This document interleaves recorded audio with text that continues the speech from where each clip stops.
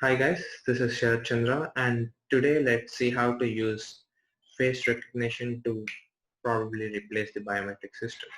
So first of all, this is the face recognition package which is provided by Python, and this pretty much saves us because here you don't need to do anything of the computer vision stuff because this package does everything for you. And to get into how the backend works, you can refer this and read the documentation. And also there are 2-3 functions which you need to call, and that's it. We will be done with face recognition. This is the attendance code that I have written for myself. So basically I am importing CV2. I am also importing NumPy. I also imported the face recognition package. Okay, so before using this face recognition, how to download it, you'll need a couple of things. So there is installation for Windows guide here. You'll be needing dlib package as well as face recognition package. And to install these both, you'll need to have C++ Visual Studio as well as CMake. So make sure you go through this guide and get it installed. And once you are installed, you're all set. So this is the code. Import CV2. Yeah, also make sure you install CV2. And now the first part of the code is the path. Like here, what I'm doing is I'm setting this images into a list, and I also print my list just to make sure this works. And the next part, I am actually calling all those images and appending them into separate lists, which is images and as well as names. And now even for the names, I use this spread text because I just want Bill or I just want Tom Cruise. I don't want the JPG, so I just cut it there. And this is the function that we'll be using, find encodings. So this is what this function does is it takes the images and gives you the encodings of the face. So to know what encodings is, you should go through the documentation. So basically it is something you can like, yeah, to give you an analogy, it is the process results of your face. And now this function is mark attendance, and let me, yeah, get this too. So what this does is opens an attendance.csv file for you, and it actually marks the attendance with the timestamp only if this is the first time for you. Like, it obviously makes sense because you don't need to take the attendance again and again. So if it is the first time and if your name is not in the list, it just goes to the CSV, it adds your name as well as the time where you came when you came, and this is the format of the time. And yeah, we will also be calling this function, and it gives us the encodings. So this is a little slower process because this takes time, and once that is done, you'll be getting this thing which says encoding complete, just to make sure everything is right. And this part uses your webcam. So this function, video capture, this actually opens up your webcam, and this is like what we do in OpenCV is uh, if we can't, like, we don't read the video as usual or directly. Well, video is nothing but it's a lot of frames put together in frames per second. So what we do is stop the video and like decode it into frames and read every frame. So that is being done here. And also, if you read the documentation, you'll be knowing that this package only accepts RBG format while all our photos and videos are in BGR format. So what we do is convert them, and to convert it, this is the command that you should be using. And this is the faces. Okay, yeah, so this part is clear. And this is actually inside the thing. So for the current frame, you need to identify the face.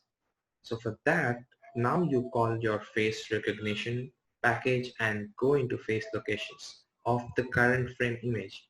So what this does is scans your face, gives those locations to the frame, and then comes the encoding part. So what encoding part does is it will process the face. So face recognition is not just seeing the face, it's also processing and trying to recognize.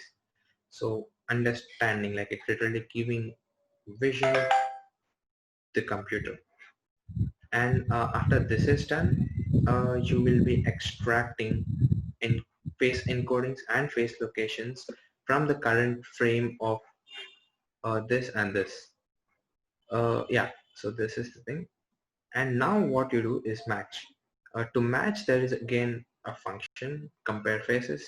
And for that, what it does is it takes the information of two different faces and it checks whether these two are similar or same or different.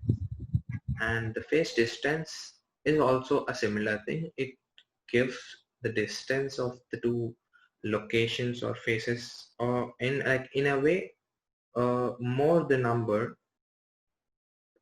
less probability that both faces are same. So if the number is some 0.8 or something, that means no, this face is not what you said. And if the number is 0.4, 0.3 or something, okay, this is the same person that you asked.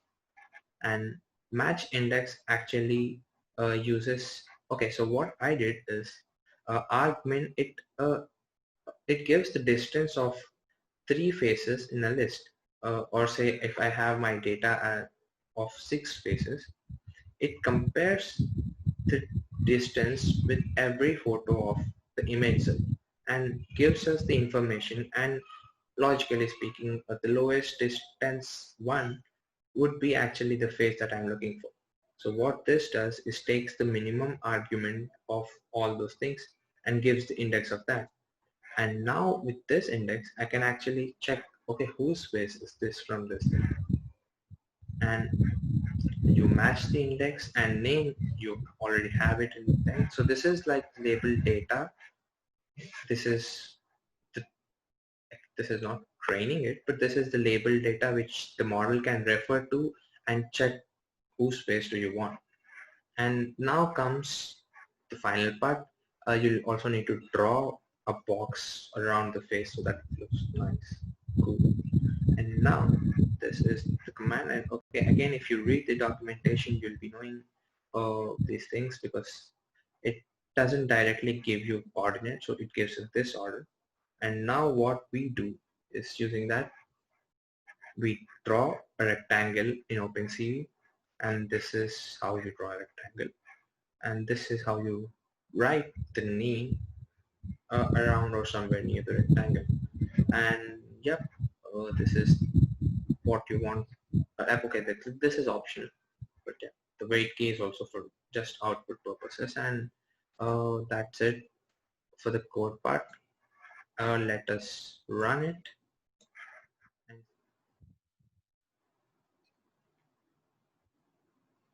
yeah, the encoding is complete.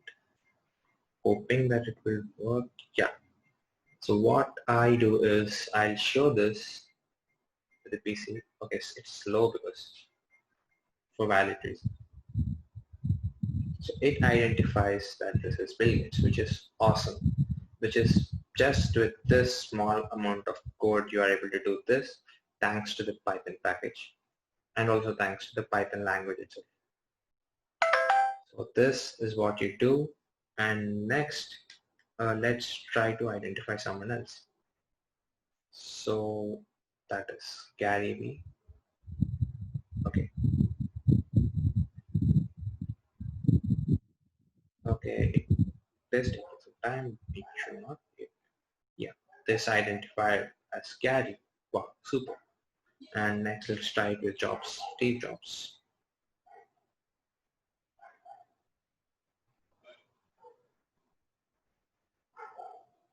Okay, the brightness increase or what? Okay, let me decrease the brightness. Yeah, now it says, wow, this is Steve Jobs, which is again awesome. And here comes my favorite, Elon Musk, which it again identifies. And then yeah, of course, why not? Tom Cruise.